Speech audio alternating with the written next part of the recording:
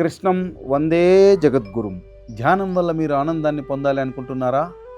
అంతకంటే 20 రెట్లు అధికమైన శక్తిని పొందే మార్గాన్ని తెలుసుకోండి.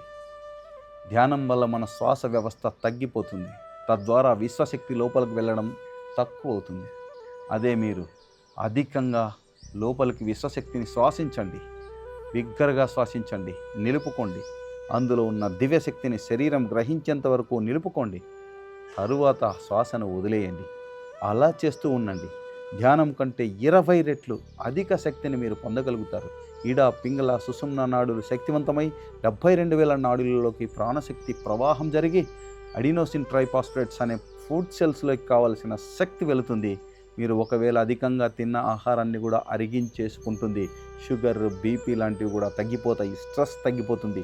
మీలో శక్తి పెరగడం వల్ల అది మేధస్సుకు చేరుతుంది, సహస్రారం చేరుతుంది. మీకు మంచి ఆలోచనలు, ఆనందము, సుఖమైన నిద్ర, సంతోషాలు కూడా ప్రాప్తిస్తాయి. సమయం దొరికిందా?